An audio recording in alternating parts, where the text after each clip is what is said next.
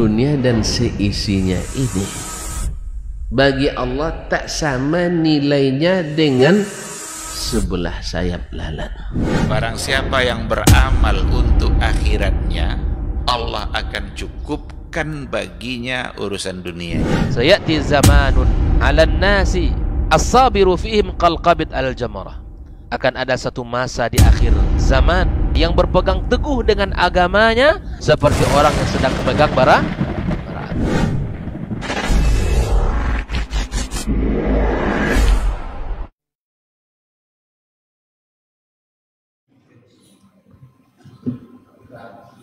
Bismillah. Assalamualaikum warahmatullahi wabarakatuh.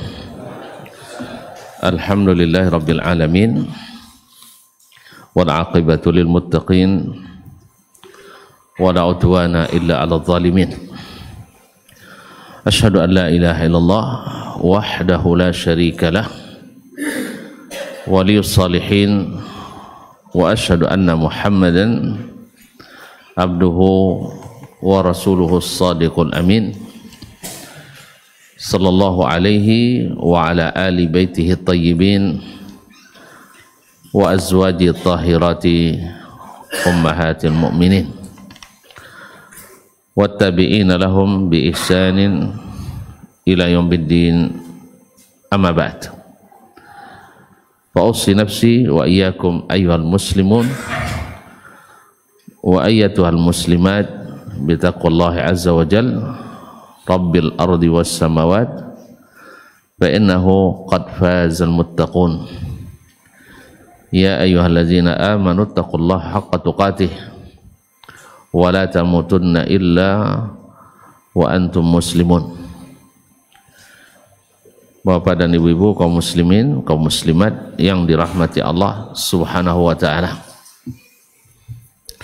alhamdulillah, bersyukur kita kepadanya atas rahmat, nikmat dan karunia-Nya. Di maghrib ini di Masjid Mus'ab bin Umair radhiyallahu anhu kita dipertemukan, mudah-mudahan dalam ketaatan, dan semoga majelis ini menjadi salah satu cara kita menambah catatan kebaikan dan mendapatkan ampunan Allah subhanahu wa ta'ala. Oleh itu patut kita bersyukur atas nikmat ini, mudah-mudahan selalu membersamai kita sampai akhir hayat kita nanti. Salawat dan salam kepada baginda Nabi alaihi salatu wassalam, yang kita harapkan pula mudah-mudahan dengan banyak bersalawat kepada beliau kita diizinkan mendapatkan syafaat pada hari kiamat. Seperti yang dikatakan beliau, orang yang paling bahagia menerima syafaatku pada hari kiamat adalah mereka yang paling banyak kepadaku bersalawat. Bapak dan ibu, saudara-saudari, kaum muslimin dan muslimat, melanjutkan kajian kita dari kitab At-Tauhid min Sahih Bukhari. Kita sampai pada bab qala babu qaulillahi ta'ala wa yuhadzirukumullahu nafsah wa qawlihi jalla dzikruhu ta'lamu ma fi nafsi wa la a'lamu ma fi nafsik. Bab tentang firman Allah subhanahu wa ta'ala wa yuhadzirukumullahu nafsah, yaitu Allah mengingatkan kalian akan dirinya. Supaya apa? Supaya jangan menyebabkannya murka. Supaya jangan menyebabkannya murka, seperti kata Al-Imam Ibnu Jarir rahimahullah, wa yuhadzirukumullahu nafsahu an tuskhituha alaikum birukubikum ma yuskhituhu alaikum, yaitu jangan sampai Allah marah kepada kalian yaitu dengan melakukan hal-hal yang menyebabkan dia marah. Fatwafunahu yawma tajidu kullu nafsin ma amilat min khairin muhdara wa ma amilat min su'in tawaddu anna bainaha wa bainahu amadan ba'idah. Sehingga nanti ketika bertemu pada hari, setiap jiwa, setiap diri mendapatkan apa yang dikerjakannya berupa kebaikan atau yang diamalkannya berupa keburukan. Saat itu setiap diri berharap, berangan-angan andainya antara hari kiamat ini dengan dirinya terdapat masa yang sangat jauh. Artinya mereka tidak ingin ketemu dengan hari kiamat itu. Karena apa? Karena didapatkannya bahwa amalannya tidak menggembirakannya. Wa huwa alaikum sakhitun, dan Allah murka kepada kalian. Fayanalukum min alimi iqabihi ma la qibala lakum bih, sehingga kalian ditimpa oleh pedihnya azab Allah Subhanahu wa taala yang tidak dapat kalian hadapi. Kemudian juga beliau Ibnu Jarir mengatakan wa yukhawwifukumullahu min nafsihi an tarkabu ma'asiyahu au tuwalu a'da'ahu.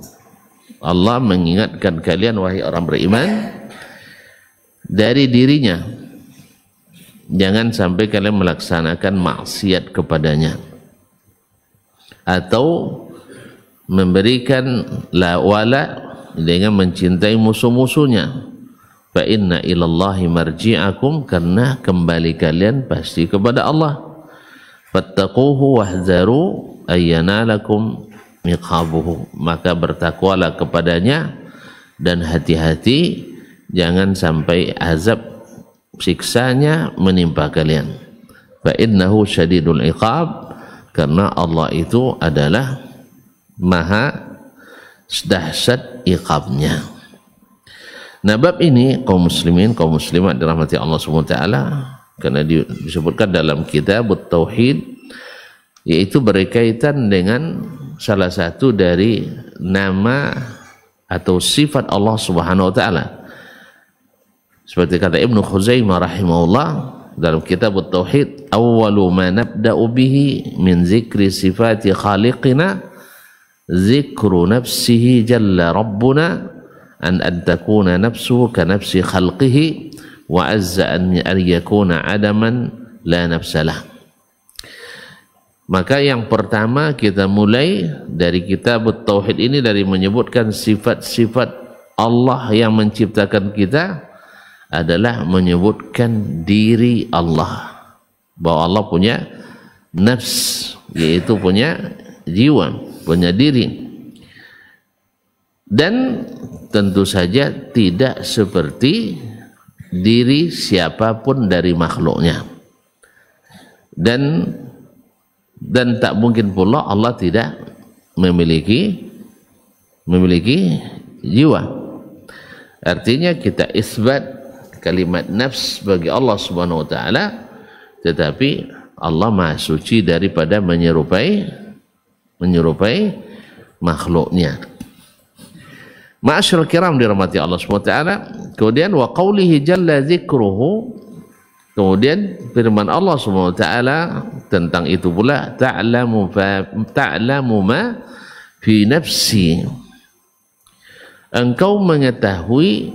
Ini perkataan Nabiullah Isa alaihissalam kepada Allah Subhanahu wa taala ketika Allah mengatakan kepadanya, anta qulta lin-nasi ittakhiduni wa ummi ilahaini min dunillah. Apakah engkau yahai Isa mengatakan kepada pengikutmu, kalian jadikanlah aku dan ibuku sebagai sembahan selain Allah Subhanahu wa taala? Maka Isa menjawab dengan jawaban itu, bahwa sesungguhnya andai aku katakan ta'lamu ma fi nafsi wa la a'lamu ma fi nafsik, engkau lebih tahu apa yang ada di jiwaku, di dalam diriku. Engkau tahu apa yang ada dalam diriku.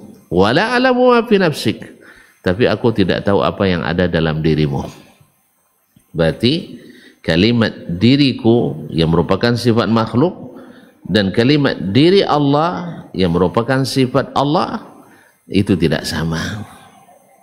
Ini juga mengajarkan kepada kita kaum muslim dan muslimat yang dirahmati Allah SWT, bahwa Allah SWT walaupun punya sifat yang namanya sama dengan sifat makhluk, tetapi hakikatnya tidak sama.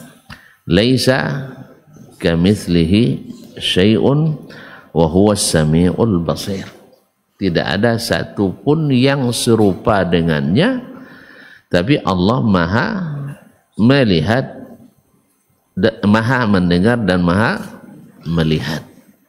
Jadi sebagaimana Allah mendengar tetapi tidak sama dengan mendengarnya makhluk, sebagaimana Allah melihat tak sama dengan melihatnya makhluk, demikian pula Allah memiliki diri tidak seperti dirinya makhluk. Jadi kadang-kadang orang mengatakan kalau kita katakan ini nanti kita menyerupakan dengan makhluk. Tidak mungkinlah Allah menyuruh kita menyerupakan dirinya dengan makhluk. Oleh sebab itu kaum muslimin dan muslimat, maka dia biarkan nabinya alaihi salatu wassalam, yaitu Nabi Isa alaihi salam, mengatakan ta'lamu ma fi nafsi wa la a'lamu ma fi nafsik. Engkau ya Allah tahu apa yang ada dalam diriku dan aku tidak tahu apa yang ada dalam dirimu. Nah, apa yang ada dalam dirimu. Maka kaum muslimin dan muslimat dirahmati Allah SWT, jadi ini menunjukkan bahwa salah satu dari sifat yang diyakini oleh kita orang-orang yang beriman insyaallah Ahlus Sunnah wal Jamaah, bahwasanya kita mengakui Allah memiliki nafs. Cuma lucunya sebagian dari aliran dalam Islam mereka tidak mengakui Allah punya nafs. Tapi di satu sisi mereka menyebut ketika bicara tentang kalam Allah, mereka sebut kalamun nafsi, nisbat kepada nafsi. Itu kalam yang ada dalam diri Allah, yang tidak diungkapkannya dalam bentuk kata-kata yang tersusun dengan huruf dan suara, disebutnya dengan kalamun nafsi. Tapi satu sisi mereka menolak sifat nafsi. Oh caro ni nyado kalamun nafsi, kalam yang ada dalam diri Allah, tapi mereka menolak Allah punya nafsi. Jadi begitulah tahafud, yaitu kontradiktif yang sering terjadi pada orang-orang yang tidak mengikuti apa yang Allah dan Rasulnya Sallallahu Alaihi Wasallam sampaikan, yang tidak mengikuti apa yang Allah dan Rasulnya sampaikan. Allah Subhanahu Wa Taala sendiri yang menyebut dirinya seperti itu. Naam, Allah sendiri yang menyebutkan bahwa Dia memiliki nafs, wa yuhadzirukumullahu nafsahu. Atau dalam perkataan Isa alaihissalam, ta'lamu ma fi nafsi wa la a'lamu ma fi nafsik. Nah, yani fi zatik. Ma'asyiral kiram dirahmati Allah SWT. Kemudian juga Allah SWT dalam hadis qudsi atau dalam hadis Nabi alaihissalatu wassalam mengatakan kataba rabbukum ala, ada apa dalam Al-Quran Al-Karim disebutkan kataba rabbukum ala nafsihi ar-rahmah. Allah telah mewajibkan kepada dirinya untuk bersifat ar-rahmah, bersifat penyayang. Oleh sebab itu maka salah satu dari sifat yang kita yakini adalah sifat an-nafs lillahi tabaraka wa ta'ala, tetapi tetap dalam koridor, dalam kaidah laisa kamitslihi syai'un, tidak ada satupun yang serupa dengannya. Wa huwas samiul basir. Nah, orang-orang yang menolak ini, kita katakan kepadanya, Anda telah ingkar kepada Allah dari 3 sisi. Yang pertama, Anda menafikan dari Allah SWT ilmu yang ada pada dirinya, ilmu yang ada pada dirinya sebelum terjadi sesuatu makhluk. Yang kedua, Anda telah menyatakan bahwa Nabi Isa alaihissalam jahil. Sebab apa? Karena Allah tidak punya nafsi, tapi dia bilang Allah punya nafs. Nah, yang ketiga adalah bahwa Anda telah merendahkan Nabi Muhammad SAW karena dia datang membenarkan Nabi Isa alaihissalam. Nah, dah jelas Nabi Isa salah, dibenarkan pula ada Nabi Muhammad. Berarti Anda telah mengatakan Nabi Muhammad itu tidak tahu, tidak berilmu. Oleh sebab itu orang yang beriman ketika mendapatkan ini, maka dia mengakui dan mengimani seperti yang diperintahkan oleh Allah Subhanahu wa ta'ala. Masyaallah kiram dirahmati Allah. Nah, orang yang menolak sifat-sifat Allah itu adalah dari kalangan Jahmiyah. Naam, wa qawlu Jahm hadha aslun kabirun fi ta'tilin nafsi wal ilmi as-sabiq.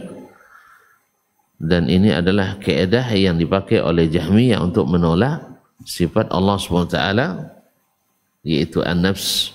Nah, maka kita katakan seperti yang kita sebutkan tadi, bahwa Allah Subhanahu wa ta'ala lebih tahu bagaimana memberikan atau menentukan sifat untuk dirinya, lebih pandai menjelaskan bagaimana Allah Subhanahu wa ta'ala menjelaskan tentang dirinya. Juga dalam ayat lain ketika Allah Subhanahu wa ta'ala menyebutkan tentang Nabi Musa alaihissalam, wastana'tuka li nafsi, aku ciptakan engkau hai Musa li nafsi, untuk diriku. Maknanya adalah Allah mencintai Nabi Musa alaihissalam dan kemudian memberikan kepadanya nikmat yang banyak dan memilihnya untuk risalahnya, untuk menyampaikan apa yang diinginkannya. Makanya dikatakan oleh Allah SWT, wastana'tuka li nafsi, aku sengaja menciptakannya kamu untuk diriku. Artinya untuk sesuatu yang aku cintai, sesuatu yang aku inginkan, dan sesuatu yang aku sayangi, sehingga Allah berikan kepadanya nikmat-nikmat yang banyak. Wallahu ta'ala alam. Kemudian kaum muslimin dan muslimat dirahmati Allah SWT, Imam Al-Bukhari menyebutkan setelahnya hadis yang diriwayatkannya daripada dia katakan, hadatsana Hafs ibn Umar atau Umar ibn Hafs ibn Ghiyath telah menceritakan kepada kami, Umar ibn Hafs ibn Ghiyath Al-Kufi, qala hadatsana Al-A'mash, telah menceritakan kepada kami Al-A'mash. Al-A'mash adalah Sulaiman ibn Mahran Al-Kahili Al-Kufi Abu Muhammad Al-A'mash, yang dikenal dengan Al-A'mash. Al-A'mash adalah gelarnya. An Syaqiq, dari Syaqiq yaitu Abu Salamah Syaqiq ibn Salamah Abu Wa'il Al-Kufi. An Abdillah, dari Abdullah, yakni Abdullah ibn Mas'ud Al-Huzali radhiyallahu ta'ala anhu. An Nabi sallallahu alaihi wasallam, dari Nabi sallallahu alaihi wasallam, qala, dia berkata, ma min ahadin aghyaru minallah, tidak ada seorang pun yang lebih cemburu dari Allah. Allah sangat cemburu. Gimana cemburunya Allah SWT? Yaitu di saat kita melakukan perbuatan maksiat, berarti kita lebih patuh kepada diri kita daripada patuh kepada diri Allah Subhanahu wa ta'ala. Min ajli zalika harramal fawahish. Oleh sebab itu Allah haramkan al-fawahish, perbuatan-perbuatan keji. Nah, perbuatan keji ini biasanya cenderung kepadanya diri manusia. Cenderung kepadanya diri manusia. Nah, di saat dia melakukan itu Allah cemburu kepadanya. Berarti kita mementingkan diri kita daripada mementingkan diri Allah Subhanahu wa ta'ala. Maka cemburu. Barangkali pelajaran yang diambil daripada ujian berat yang Allah berikan kepada Nabi Ibrahim alaihissalam. Ibrahim dijadikan Allah sebagai Khalilur Rahman. Apa makna Khalilur Rahman? Kekasih dekat Allah Subhanahu wa ta'ala.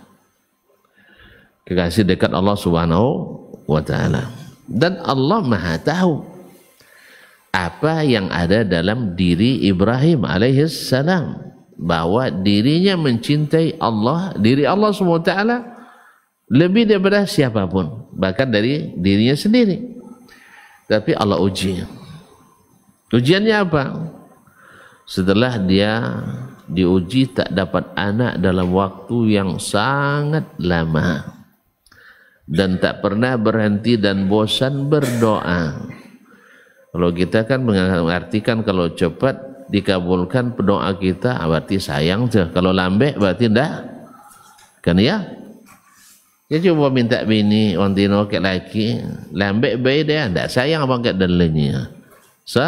Kalau dia capek, sayang kadang dia capek tu dia baik dia ada sayang lain ke nak minta izin kadang ke. Nah, Allah SWT bukan tidak mencintai Ibrahim alaihissalam, tapi karena dia tahu cinta Ibrahim itu cinta yang tak luntur, tak lekang oleh panas, tak lapuk oleh hujan, maka Allah berikan dia ujian. Lama sekali baru diberikan jawaban. Berapa umurnya baru dapat anak? Di atas 80 tahun. Subhanallah, tapi Ibrahim setia kepada Allah Subhanahu wa ta'ala. Setelah dapat anak, subhanallah, kemungkinan orang yang baru dapat anak menanti sangat lama, bisa saja kita akan lalai oleh anak itu.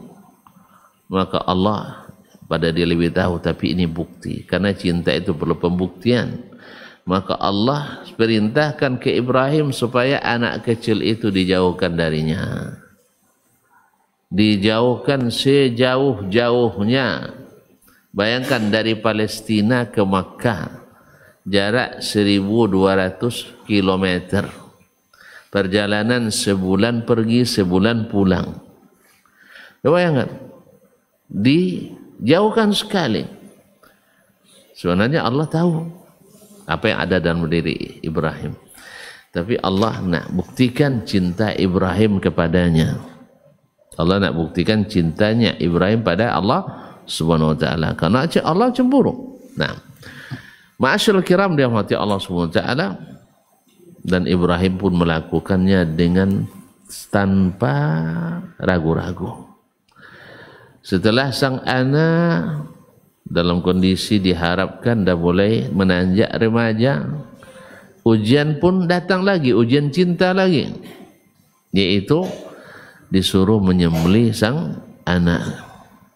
Allah juga tahu Ibrahim tidak berubah cintanya pada Allah, tapi cintamu Ibrahim perlu pembuktian tadi. Apakah masih mencintai diriku atau tidak? Maka tanpa ragu pun Ibrahim melaksanakan perintah itu. Dan hasilnya apa? Allah ganti dengan sebuah syariat yang dilakukan oleh manusia sepanjang masa, dan tentu saja pahala itu akan mengalir kepada Nabi Ibrahim alaihi assalam. Karena dialah yang pertama menyunahkan itu atas perintah Allah SWT, maka dialah yang mendapatkan pahala daripada hal tersebut. Apakah ini hadiah pahala atau bukan ya? Sebagian mengatakan berarti hadiah pahala. Bukan. Ini adalah hasil kerjanya. Hasil kerjanya. Bukan menjadikan dalil untuk menghadiahkan pahala kepada orang yang sudah mati. Tapi ada nih hasil kerja dia sendiri. Allah yang katakan mengalir pahalanya. Berarti investasi dia. Ma'asyiral kiram dirahmati Allah SWT. Nah, min ajli Allah, karena Allah itu cemburu, berarti Allah punya sifat dalam dirinya yaitu cemburu. Kapan? Izan tuhikat maharimu, apabila dilanggar hal-hal yang diharamkannya. Ma'asyiral kiram, min ajli zalika haramal fawahish, karena Allah cemburu itu maka Allah haramkan semua perbuatan-perbuatan keji. Wa ma min ahadin ahabba ilaihi al-madhu min Allah, dan tidak ada pula yang lebih mencintai pujian daripada Allah Subhanahu wa taala. Oleh sebab itu Allah memuji dirinya dan patut dipuji, karena seluruh yang dilakukannya, seluruh sifat-sifatnya adalah semuanya terpuji. Maka Allah Subhanahu wa taala juga tidak suka kalau pujian untuk dirinya diberikan pada selainnya. Maka puji-pujian yang diberikan, yang harusnya untuk Allah lalu diberikan kepada selainnya, maka Allah cemburu. Makanya Allah cemburu. Maka munasabah hadis ini bahwa Allah salah satu sifat yang berkaitan dengan zatnya dan dirinya Allah SWT adalah sifat cemburu. Makanya dan juga Allah punya sifat yang suka dipuji. Jadi diri Allah itu suka dipuji. Maka Allah memuji dirinya sendiri. Walizalika madaha nafsahu. Oleh sebab itu Allah memuji dirinya. Ya, dan salah satu daripada rukun Islam yang rukun salat, rukun ibadah yang dilaksanakan setiap hari adalah diwajibkannya membaca Al-Fatihah. Al-Fatihah dimulai dengan pujian kepada Allah Subhanahu wa taala. Bunyi apa? Azan? Kalau itu azan kita dulu. Nah.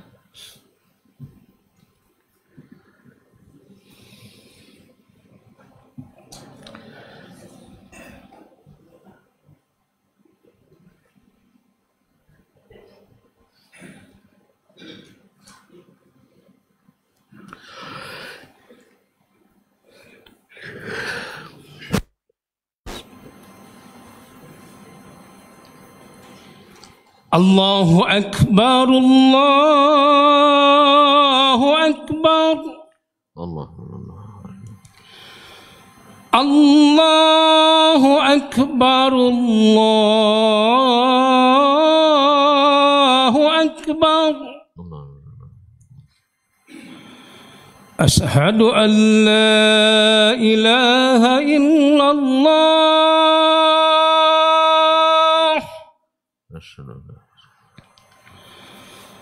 Ashhadu an la ilaha illallah.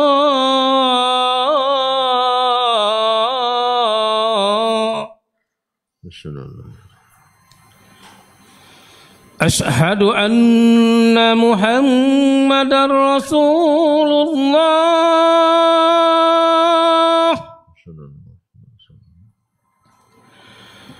Ashhadu anna Muhammadar Rasulullah.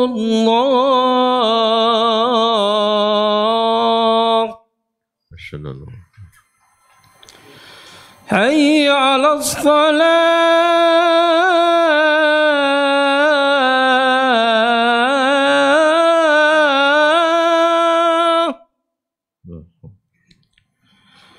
حي على الصلاة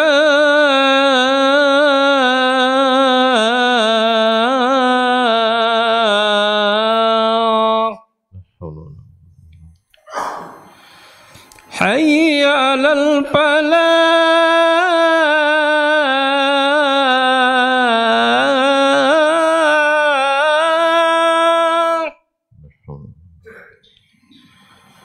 حي على الفلاح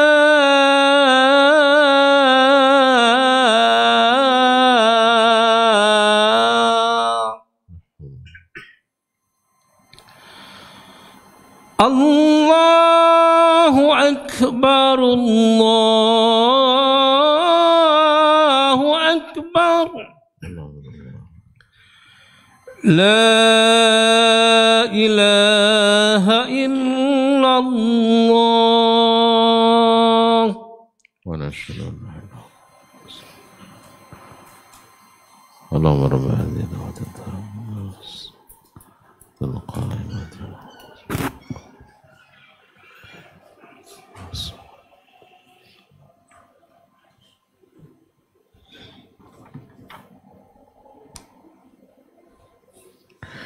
kaum muslimin dan muslimat yang dirahmati Allah SWT. Jadi Allah sangat tidak ada yang lebih suka dipuji melebihi Allah Subhanahu wa Ta'ala, karena dia layak dipuji, karena dia yang memiliki kesempurnaan mutlak. Maka apapun yang kita dengannya memuji Allah Subhanahu wa Ta'ala, kita tidak akan menunaikan haknya. Maka dalam hadis disebutkan bahwasanya Rasulullah SAW mengatakan, la uhsi thana'an alaika, la uhsi thana'an alaika, saya tidak bisa menghitung sanjungan dan pujian-pujian kepadamu. Anta kama athnaita ala nafsik, hanya engkaulah yang dapat memujimu seperti yang seharusnya engkau dipuji. Ma'asyiral kiram dirahmati Allah SWT. Dan oleh sebab itu maka puji-pujian yang terbaik dan puji-pujian yang disyariatkan adalah puji-pujian yang Allah ajarkan kepada Nabi-Nya alaihi salatu wassalam, baik dalam Al-Quran maupun dalam As-Sunnah. Maka ketika Al-Quranul Karim, ketika surat Al-Fatihah yang isinya adalah pujian terbaik yang Allah turunkan, maka jadilah dia surat yang terbaik dan surat yang paling dicintai Allah Subhanahu wa Ta'ala. Bahkan disebutlah surah Al-Fatihah oleh Allah dalam hadis qudsi sebagai surat dengan nama ibadah yang paling dicintai Allah. Tuan-tuan, apa ibadah yang paling dicintai Allah SWT? Yaitu salat. Maka disebutkan oleh Allah SWT dalam hadis qudsi bahwa Al-Fatihah disebutnya dengan as-salah. Disebut dengan as-salah menunjukkan bahwa itu adalah rukun yang paling utama di antara rukun-rukun salat. Seperti ketika disebut oleh Nabi, Al-Hajju Arafah, haji itu adalah Arafah. Maksudnya bukan hanya Arafah, enggak, tetapi rukun yang terpenting dari haji adalah wukuf di Arafah. Kok bisa wukuf di Arafah yang paling penting? Kenapa wukuf di Arafah paling penting? Karena pada hari Arafah Allah turun ke langit pertama, ya, mendekat kepada hamba-hambanya dan membanggakan para jemaah haji yang wukuf di Arafah kepada para malaikat, dan Allah bersiap menerima doa-doa mereka, mengabulkan doa-doa mereka di sore hari Arafah. Maka dijadikanlah itu sebagai haji yang rukun haji yang paling utama. Demikian pula Allah menyebut inni qassamtus salata baini wa baina abdi. Saya membagi salat itu antaraku dan hambaku. Idza qala abdi alhamdulillahi rabbil alamin qultu hamidani abdi. Ketika hambaku membaca alhamdulillahi rabbil alamin, segala puji hanya milik Allah, pemilik semesta alam. Allah mengatakan hambaku telah memujiku, artinya benar-benar memuji. Wa idza qala ar-rahmanir rahim athna alayya rabbi, athna alayya abdi, hambaku telah menyanjungku. Wa idza qala maliki yaumiddin majjadani abdi, ketika dia mengatakan maliki yaumiddin, hambaku telah menta'zimku. Jadi memuji, menyanjung, menta'zim itu semuanya semakna. Naam. Ini bagian Allah Subhanahu wa taala. Thumma, setelah itu wa idza qala iyyaka na'budu wa iyyaka nasta'in, hanya kepadamu aku beribadah. Ini bagian Allah Subhanahu wa taala. Hadza baini wa baina abdi wa iyyaka nasta'in, ini bagian hambaku. Yaitu kalau dia beribadah hanya kepadaku, maka Allah akan mengabulkan permintaan kalau dia minta tolong. Berarti apa? Berarti minta tolong itu sendiri hanya dibolehkan kepada Allah tabaraka wa ta'ala. Lalu setelah itu baru kita memulai dengan doa ihdinas siratal mustaqim, siratal ladzina an'amta alaihim ghairil maghdubi alaihim waladdallin. Nah, Allah menjadikan ini sebagai surat yang paling afdal, dan Allah menyebutnya sebagai dengan nama ibadah yang paling utama itu salat. Dan Allah menjadikan salat itu antara Allah dengan hambanya. Oleh sebab itu, sebagaimana dalam salat kita memberikan hak-hak Allah, maka dalam salat pun Allah siap memberikan hak-hak kita. Ibaratnya, mohon maaf ya, tanpa menyamakan, kita kalau meminta sesuatu selalu dimulai dengan memuji orang yang kita meminta kepadanya. Dan itu adalah wajar sekali. Bahwasanya setiap kita nak meminta, kita mesti memuji dan menyanjung. Dan Allah memang suka dipuji dan disanjung karena dia yang paling berhak. Manusia saja yang kadang tidak berhak dipuji dan disanjung. Kalau tidak dipuji dan disanjung, mereka marah. Nah, padahal kalau kita dipuji karena suatu hal yang tidak kita lakukan, berdosa kita. Awak tidak melakukan, dipuji, senang pula, girang pula kita. Mak saja Ustaz pulang gojinya, maju dakwah sunnah di seluruh Indonesia. Kombang telinga, padahal tidak di awak dah. Sekarang awak kadang tu gede awak usah dakwah rugi. Jadi kalau gembira dengan itu, berdosa kita. Tapi kalau Allah tidak, karena segala kebaikan itu atau segala sifatnya mutlak adalah baik. Maka dialah yang berhak dipuji, dan pujian itu tidak ada yang lebih pandai memuji Allah kecuali Allah sendiri. Maka pujilah Allah dengan cara yang dia ajarkan. Nabi sendiri alaihissalatu wassalam nanti di akhirat ketika diizinkan memberi syafaat, beliau sujud di bawah arsy dan memuji Allah dengan puji-pujian yang Allah ajarkan pula, tidak dikarang-karangnya. Oleh sebab itu banyak ulama mengatakan mengarang-garang puji-pujian kepada Allah lalu meninggalkan yang diajarkannya itu tidak terpuji.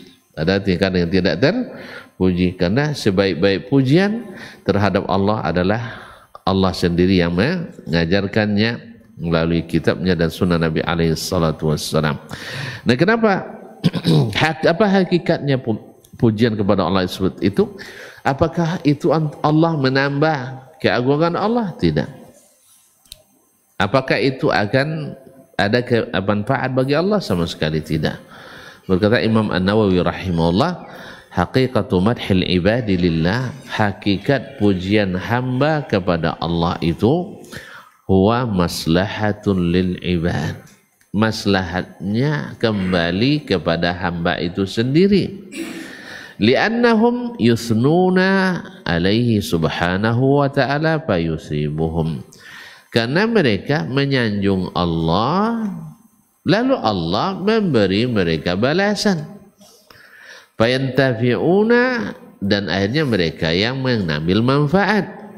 Wa huwa subhanahu wa ta'ala ghaniyun 'anil alamin, Allah subhanahu wa ta'ala tidak membutuhkan alam semesta ini. La yanfa'uhu madhuhum, pujian mereka tak bermanfaat bagi Allah subhanahu wa ta'ala. Wa la yadurruhu tarkuhum zalik, sebaliknya mereka tak memuji pun tak menjatuhkan Allah subhanahu wa ta'ala. Beda dengan makhluk. Awak kalau tidak dipuji-puji orang, tak ada maju kita dah. Sah?